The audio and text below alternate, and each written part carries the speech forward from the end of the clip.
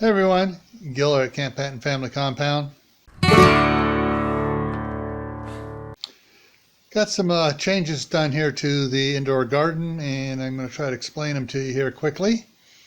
The two Hannah's Prize dwarf tomatoes that were up on the stand right here, I had to move them because they were getting a little out of hand, and I'll explain why in a minute. But I took the two containers I had prepped for the cherry tomatoes off of the floor back there.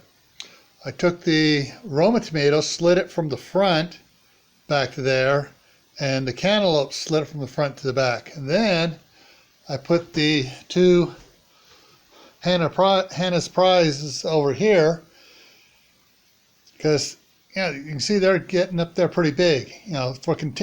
For container tomatoes, they're a lot bigger than any of the other container tomatoes I had seen in the past. So anyways, yeah, so they're going a little bit at it here. Now with the Hannah's Prize, see if I can get in here on it. There's got three, you can see three tomatoes there. And on this one over here, if I find it again, okay, I got two tomatoes. If I get where is it? One there and then one over there.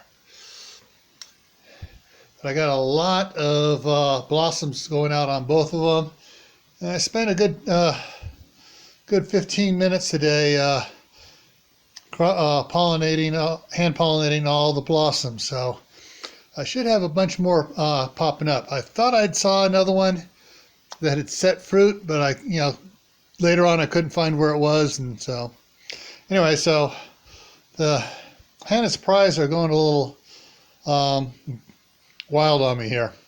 Had to put extra stakes in there to hold them in position and try to keep them from just flopping down and spreading all over the place. Now, one of the things I did do, I brought this in.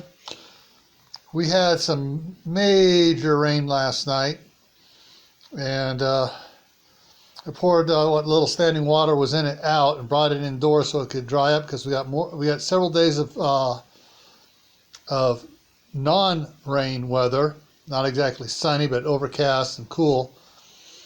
And so I wanted it to have a chance to dry out, and hopefully the onions will survive there. All right, and let's see. So up here on the,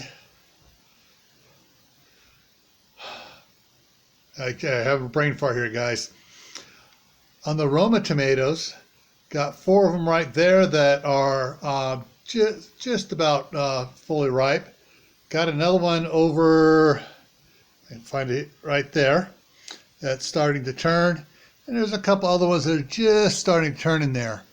But they're also, like the Hannah's, these things are, had a whole bunch more blossoms open up on it. And I probably spent about 20 minutes trying to cross-pollinate all of those over there so that they'd be pollinated and work. Now, walk around here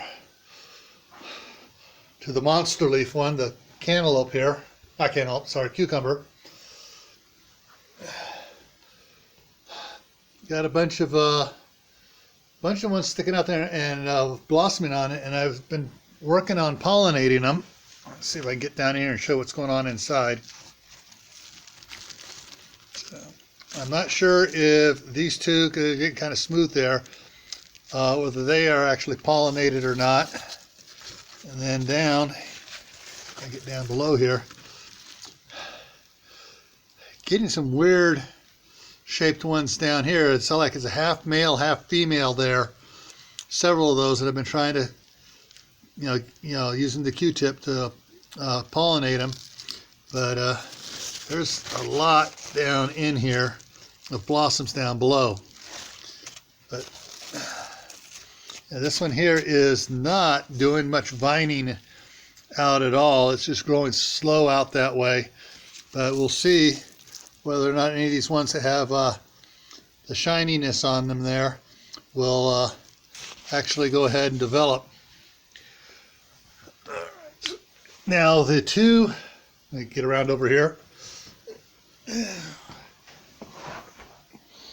These are the 2 cherry tomatoes, and yesterday I put them out on the front porch here where it was nice and warm, and got busy, and I forgot to bring them in yesterday afternoon when it started sprinkling, and it rained on these things and then hailed on them. Got a broken branch here. In fact, actually I had to push dirt up against it here to get it to stand back up on both these, because they were laying flat down because they got beat down yesterday and last night when the rains came in.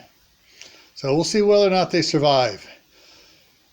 If they survive, I may put them in these containers here, or I may go get a couple more of the 3.5 gallon buckets, put them in that, so it'll, hopefully I can prune it back and keep them small enough where they don't get out of hand, because they'll produce a lot of cherry tomatoes. So that's what's going on here now. Oh yeah, wait a minute, hang on. There is another red one right down over there.